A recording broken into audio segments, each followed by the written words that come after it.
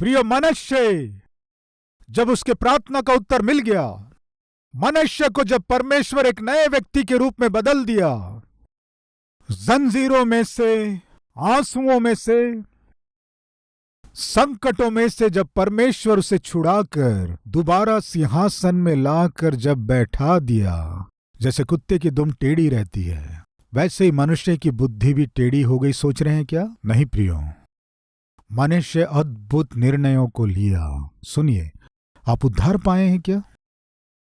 आपके पापों को परमेश्वर क्षमा किए हैं क्या? मैं पापी हूं, मैं घुमक्कड़ हूं, मैं बुरा हूं, मैं चोर हूं, मैं व्यभिचारी हूं, धोखेबाज हूं, लेकिन मेरा परमेश्वर मुझे बदल दिया, मुझे क्षमा किया। इस तरह कह रहे हैं क्या? तो फिर परमेश्वर आपको क्षमा करने के बाद आप कौन से निर्णय लिए हैं? परमेश्वर आपको क्षमा करने के बाद आप कौन से कदम बढ़ाए हैं? परमेश्वर आपको क्षमा करने के बाद आप में कैसा बदलाव आया है? प्रिय, बहुत से लोग कहते हैं परमेश्वर मुझे क्षमा किए हैं, बहुत से लोग कहते हैं प्रभु मेरी रक्षा किया है, बहुत से लोग कहते हैं प्रभु अपने लहू से मुझे धोकर एक नए व्यक्ति के रूप में बदल दिए हैं। खुशी की बात है, आप क्षमा पा लिए हैं, बचा लिए गए हैं, नए व्यक्ति के रूप में बदल दिए गए हैं। उसके बाद आपका जीवन कैसा है? आप बदले हुए जैसे, आप बचा लिए गए जैसे आपके घर के लोग पहचान पाए हैं क्या? नहीं। आपके क्लासमेट पहचान पाए हैं क्या? नहीं। आपके रिश्तेदार देखकर कैसा बदलाव है? क्या ये वही है मुंह खोलने से गालियां देने वाला व्यक्ति? यदि किसी शादी में या पर्व में आती है तो किसी से झगड़ा किए बिना, लड़ाई किए बिना जाती नहीं है। ऐसी स्त्री इतने अद्भुत रूप से बात कर रही है, इतने अद्भुत रूप से बात कर रहा है क्यों? एक ओर शादी होते रहती है और दूसरी ओर शराब का बॉटल खोलता था। ऐसा व्यक्ति शादी में स्थिर बैठकर बहुत खुश दिखाई दे रहा है। क्या बात है? कहां से आया ये बदलाव? आपके रिश्तेदार जान पाए हैं कि आपके बदलाव को? आपके मित्र जान पाए हैं कि आपके बदलाव को? कृपया सुनिए, आप कह रहे हैं मैं बदल गया हूं, लेकिन आपके परिवार के लोग, आपके रिश्तेदार, आपके आसपास के लोग या आपके मित्र या आपके साथ नौकरी करने वाले आपके सहकर्मी आपके बदलाव को नहीं देख पा रहे हैं, तो शायद आपका बदलाव परमेश्वर का दिया हुआ नहीं है। प्रिय, मनुष्य के जीवन में जब बदलाव आया तो क्या हुआ? 5 बातें मैं बताना चाहता हूं। वो क्या किया जानते हैं? राज्य की सुरक्षा किया। पहला, इसके बाद उसने दाऊदपुर से बाहर गिहोन के पश्चिम की ओर नाले में मछली फाटक तक एक शहरपनाह बनवाई। फिर ओपेल को घेर कर बहुत ऊंचा कर दिया और यहूदा के सब गढ़ वाले नगरों में सेनापति ठहरा दिया। प्रियो, शत्रु किस तरह आकर उस पर आक्रमण किया और उसे बांध कर ले गया वो अच्छी रीति से जानता था। मेरे शहर में शहरपनाह नहीं है, मेरे नगर के चारों ओर दीवार नहीं है, शत्रु दोबारा अंदर ना घुसे, नगर के बहुमूल्य वस्तुओं को और लोगों को शत्रु लूट ना ले। प्रियो, वो बचा लिए जाने के बाद, अच्छा होने के बाद वो क्या किया जानते हैं? उसके चारों ओर सुरक्षा का निर्माण किया। मेरे देश में, मेरे राज्य में रहने वाले बहुमूल्य जीवन, बहुमूल्य व्यक्ति या बहुमूल्य कुछ भी शैतान को छूने की अनुमति नहीं है, शत्रु लूटना नहीं है। क्या किया जानते हैं? चारों ओर शहरपनाह को बनाया। प्रिय भाइयों और बहनों, आपके बहुमूल्य जीवन को शैतान लूट ना ले। उद्धार पाने के बाद आपके चारों ओर आपको शहरपनाह बनाना है, आपके चारों ओर बाउंड्री बनाना है। इस बाउंड्री को पार करके मैं, इस सीमा को पार करके मैं आगे नहीं बढ़ूंगा। हर एक आत्मिक व्यक्ति के जीवन में एक सीमा होना है, हर एक आत्मिक को अपनी सीमा बनानी है, हर एक आत्मिक व्यक्ति को अपने चारों ओर शहरपनाह को बनाना है।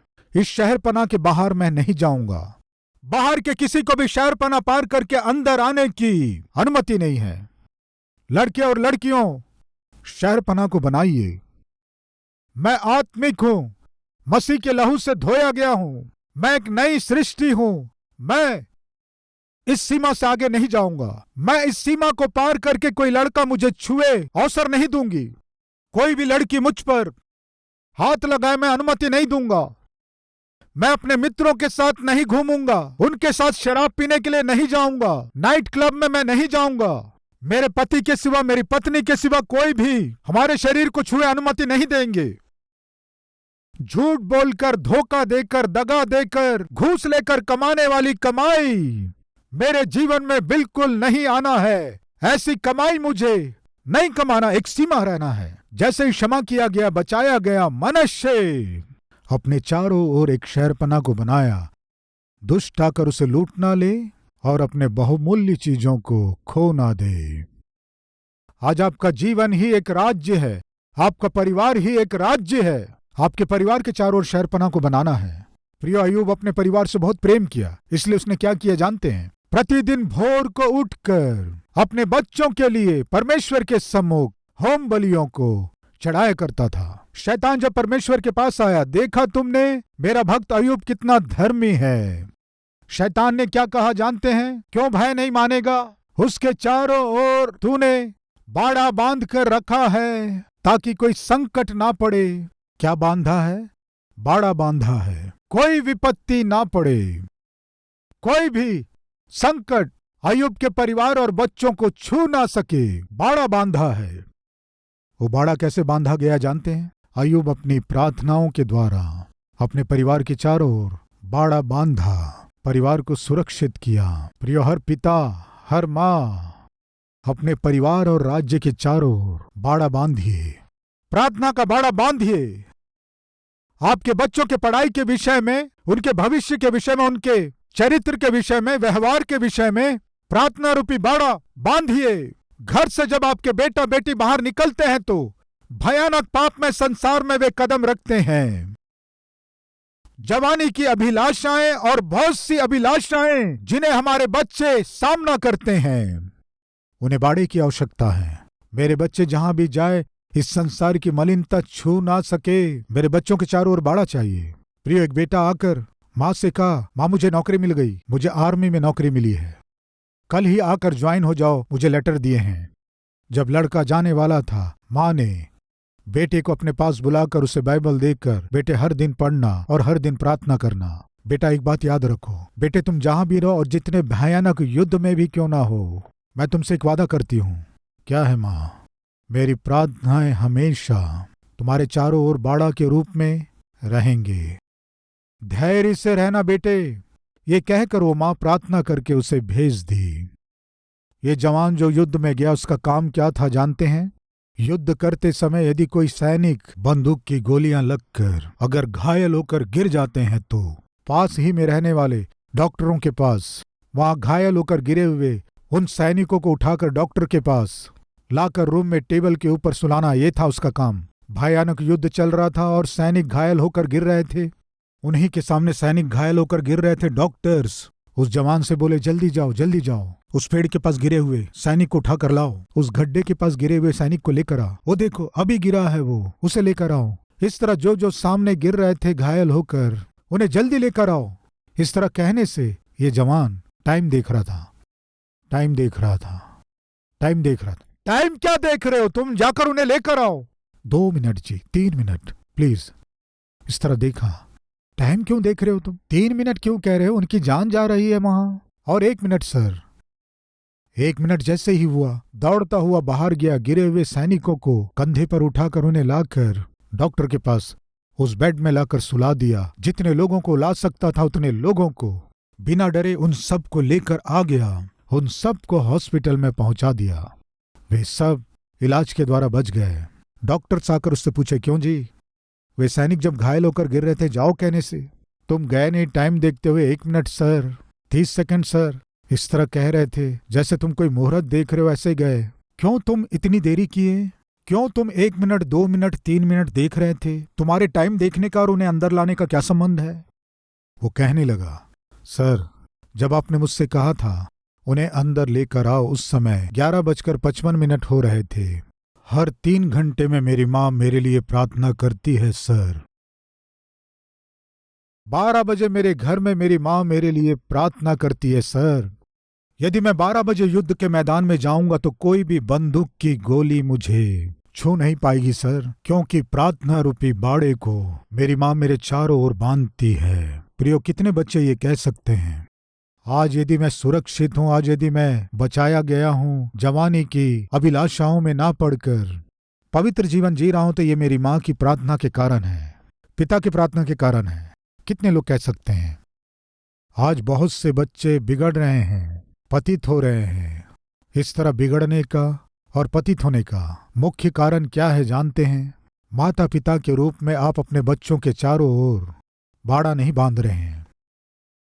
कई बार आप जितनी भी प्रार्थना करें, जितना भी आंसू बहाएं, कुछ बच्चे रास्ता भटक जाते हैं, लेकिन एक बात सत्य है, वो कितना भी रास्ता भटकें, आपकी प्रार्थनाएं एक दिन उन्हें फिर से सही रास्ते में ले आएंगी। प्रियो, जब मनुष्य बच गया तब उसने क्या किया? अपने राज्य के चारों ओर शरपनाह बनाया। दूसरा, मुख्य नगरों में पहरवे नियुक्त किया, सेनापतियों को नियुक्त किया। प्रिय, आपका राज्य आपका शरीर है। इस शरीर में मुख्य नगर कौन से हैं बताइए? ज्ञान इंद्रियां, आपकी जीभ, आपकी आंखें, आपकी देह, आपके कान और आपका नाक। यही है आपके शरीर के मुख्य नगर। इन्हें क्या करना है जानते हैं? रक्षा करना है, रखवाली करना है। इसका अर्थ जानते हैं? आपके मुंह की रखवाली करना है। सुनिए प्रिय भाई और बहनों, मनुष्य सुधरने के बाद फिर से उसका जीवन नाश ना हो जाए, बहुत से सावधानियों को ले रहा था। उसका देश शत्रुओं के हाथ में ना पड़ जाए, सावधानी ले रहा था। हर एक मुख्य नगर में सेनापतियों को नियुक्त किया। अगर आपका परिवार ही एक राज्य के रूप में है तो आपके परिवार में मुख्य कौन है? आपकी पत्नी, आपके पति, आपके बच्चे, उनका जीवन मुख्य है। रखवाली कीजिए, परिवार की रक्षा कीजिए। आपके पति और पत्नी की रखवाली कीजिए, आपके बच्चे और उनके भविष्य की रखवाली कीजिए। माता पिता के रूप में, पति पत्नी के रूप में पहली जिम्मेदारी है। दूसरा, आपके शरीर को एक राज्य के रूप में आप समझ रहे हैं तो इस राज्य की रक्षा कीजिए, शहरपनाह को बनाइए। तीसरा, इस राज्य में मुख्य क्या है? आपकी आंखें, आंखों की रक्षा कीजिए। अपने मुंह की रखवाली कीजिए। आपके कान, कानों की रखवाली कीजिए। आपका शरीर, पवित्रता के साथ रखवाली कीजिए। आपका नाक, मसीह का सुगंध आप में फैल सके, रखवाली कीजिए। कुछ लोगों की जुबान स्थिर नहीं रहती। किसी को भी कंट्रोल कर सकते हैं लेकिन जीभ को कंट्रोल नहीं कर पाते हैं। सावधान, आपकी जीभ सही रहने से आपका गांव सही रहेगा, आपका घर सही रहेगा, शरीर सही रहेगा। आज बहुत से कष्टों और दुखों और अपमानों का मुख्य कारण आपकी जुबान सही नहीं होना है। बहुत से गलत फहमियों का कारण और गलत सोचने का कारण और परिवारों के बीच झगड़ों का कारण, आपके और आपके पति के बीच झगड़ों का कारण, सब आपको छी कहें, बुरा है कहने का कारण जानते, आपकी जुबान सही नहीं है। आपके जीवन में आप कितना भी प्रार्थना करें, उस प्रार्थना का उत्तर नहीं मिलने का कारण जानते हैं? आपकी आंखें, आपका शरीर ठीक नहीं है। इसलिए कृपया सुनिए, दाऊद की आंखें सही नहीं थी। स्नान करती हुई स्त्री को देखने के कारण अपने 4 बच्चों को खो दिया। शिमशोन एक वेश्या के पास गया और अपने देह को अपवित्र किया, उसके देह को छलनी कर दिया गया। फल को खाने से किसी ने मना किया क्या? ऐसा स्वर सुनाई दिया किसे? हव्वा को। वो कान खुजली वाले कान थे, इसलिए हाँ, इस फल को मत खाना, परमेश्वर ने कहा। तुम खाओगे तो मरोगे ही नहीं। सुनी शैतान के स्वर को, पूरे मानव जाति के लिए क्या ले आई बताइए? मृत्यु को ले आई। समझ में आ रहा है? हमें जो नहीं सुनना है, शैतान की बातों को सुनेंगे तो मृत्यु। आंखों को अपवित्र करने से मृत्यु, शरीर को अपवित्र करने से मृत्यु, मुंह को अपवित्र करने से नाश। मसीह के सुगंध को फैलाना है हमें। आत्मिक रूप से आप रोगी होंगे तो आपको कोई भी दुर्गंध नहीं पता चलेगा।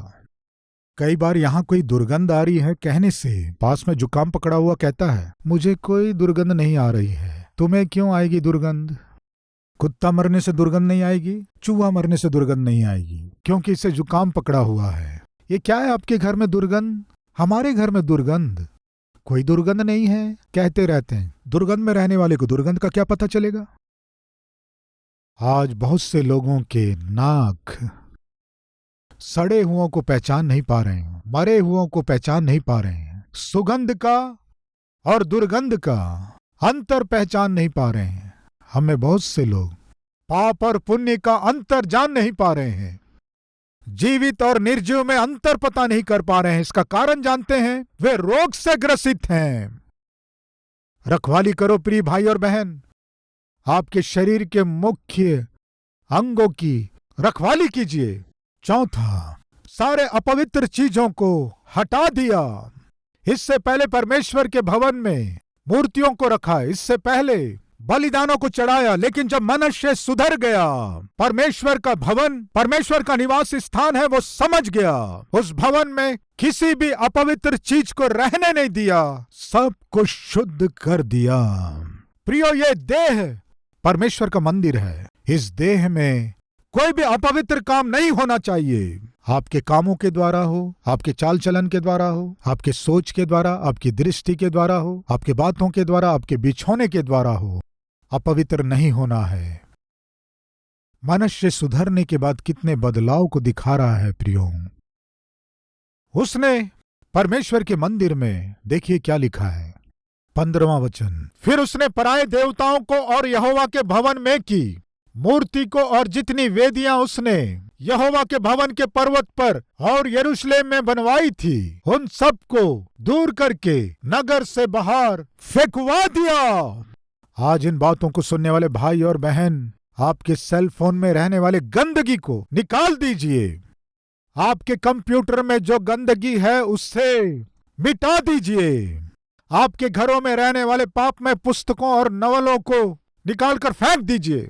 आपके घर को परमेश्वर के मंदिर के रूप में बदल दीजिए। बदलने की प्रक्रिया में जो परमेश्वर को पसंद नहीं है, जो भी आपके घर में हो, उसे दूर कर दीजिए।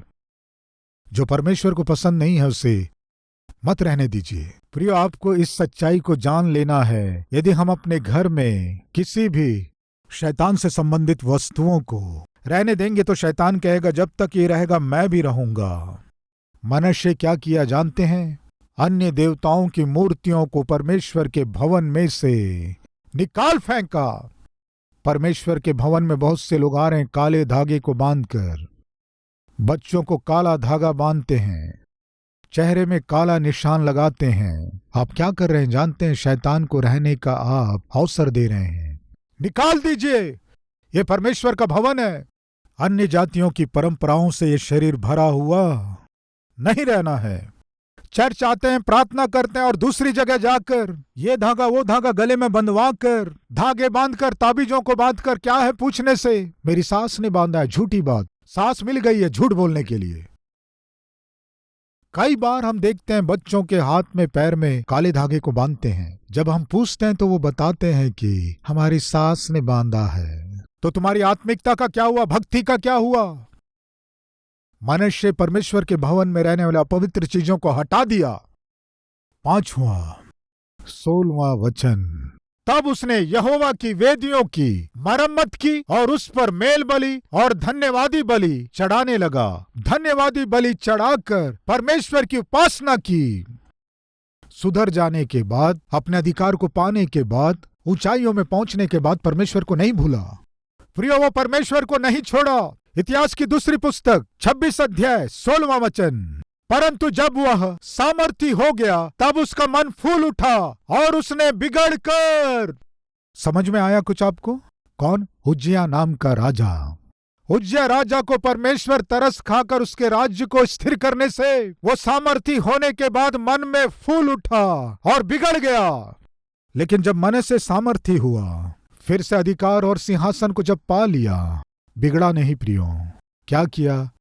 परमेश्वर का धन्यवादी होकर मन्नतें माना। पिता, मुझे बंदी गृह में रहना था, वहीं मरकर मुझे मिट जाना था। आपने मुझे छुड़ाया, मैं आपको नहीं छोड़ूंगा। मैंने जो खोया आप वापस लौटा दिए, मैं आपको नहीं खोऊंगा। ये कहकर मनुष्य क्या किया जानते हैं? परमेश्वर की उपासना किया। उतना ही नहीं प्रियो, अंत में दूसरे लोग भी उपासना कर सके, प्रोत्साहित किया। 16वां वचन पढ़ रहा हूं, और यहूदियों को इज़राइल के परमेश्वर यहोवा की उपासना करने की आज्ञा दी। एक समय इन्हें ही भटका दिया था। एक समय ये लोग परमेश्वर का विरोध करें, ऐसा वो जिया। लेकिन जैसे ही वो बदला, उसकी एक आशा थी। क्या थी? जैसे मैं बदला हूं वैसे ही मेरे लोग भी बदलना है। प्रिय पिता के रूप में जब आप बदलें, आपके मन में एक इच्छा होना है, मेरे घर के सारे लोग बदलना है। माँ के रूप में आप बदलने से आपकी एक दृढ़ इच्छा होनी है, घर के सारे लोग बदलना है, रिश्तेदार बदलना है। एक मित्र के रूप में आप बदलने से आपके मित्र भी बदलना है, आशा करना है। प्रिय नंबूर के विजिटिंग अवसर पर एक दादाजी आए। बाबू 40 वर्षों से शराबी था, बहुत पीता था। गांव के सारे लोग मुझे छी कहते थे, घृणा करते थे। ठीक है दादाजी, अभी क्या हाल है? सब छोड़ दिया बाबू, छोड़ दिया। नंबूर में कलवरी टेम्पल है ना? वचन सुनने के लिए मेरी पत्नी मुझे लेकर आई। 40 सालों से कोई भी मुझे सुधार नहीं सका, कोई मुझे ठीक नहीं कर पाया। 40 सालों से शराबी था, आपके वचन के द्वारा परमेश्वर मुझे सुधार दिया। प्रिय, मुझे बहुत खुशी हुई। ठीक है दादाजी, आपने शराब छोड़ दिया, लेकिन अभी क्या कर रहे हैं? हमारे गांव के सारे शराबियों को चर्च में लेकर आ रहा हूं। मेरे साथ मिलकर जो बहुत शराब पीते थे, उन सब को मेरे प्रभु की उपस्थिति में लेकर आ रहा हूं। 60-70 उम्र का व्यक्ति कह रहा है, मैं सुधर गया। मेरे साथ बिगड़े हुओं को सुधारने के लिए परमेश्वर के पास ला रहा हूं। बेटे, आपकी गवाही क्या है? मनुष्य सुधर गया। उसके कारण जितने लोग बिगड़े उन सबको आज्ञा दे रहा है, विनती कर रहा है, मेरे समान तुम भी सुधर जाओ, मेरे समान तुम भी परमेश्वर की उपासना करो, नहीं तो जैसे मैं दंड पाया तुम्हें भी दंड पाना पड़ेगा। प्रियो, आप सुधर गए हैं क्या? तो फिर आपके चारों ओर के लोग भी सुधर सके, प्रयत्न कीजिए। प्रियो, मनुष्य अपने राज्य के चारों ओर शहरपना को बनाया, मुख्य नगरों के चारों ओर पहरुओं को रखा, परमेश्वर के भवन में जितने भी अपवित्र वस्तुएं थे उन सबको हटा दिया, और वो स्वयं परमेश्वर की आराधना किया। चारों ओर के लोगों को भी ये आज्ञा दिया, मैं सुधर गया हूं, बातों से मत कहिए। हो सके तो अपने कामों के द्वारा दिखाकर परमेश्वर की महिमा कीजिए, आपके चारों ओर के लोगों को सुधारने की कोशिश कीजिए। हाँ कहने वाले हैं तो मेरे साथ प्रार्थना करेंगे क्या? आइए प्रार्थना करें।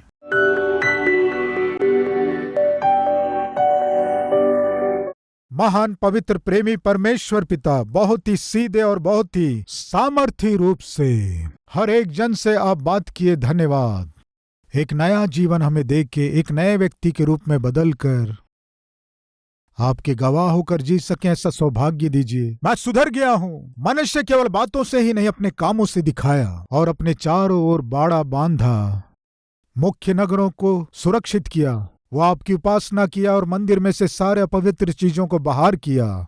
उसके चारों ओर के लोग आपकी उपासना कर सके, अपने जीवन के द्वारा उन्हें प्रोत्साहित किया। ऐसा जीवन, ऐसा बदलाव हमें भी चाहिए। ऐसी दया तरस हम पर कीजिए, यीशु मसीह के नाम से मांगते हैं पिता, आमीन। प्रिय, संदेश के द्वारा आप आशीष पाएं तो और भी लोगों को शेयर कीजिए, लाइक कीजिए और एक कमेंट कीजिए। कल फिर से इसी समय मॉर्निंग डिवोशन में मिलेंगे। शलोम।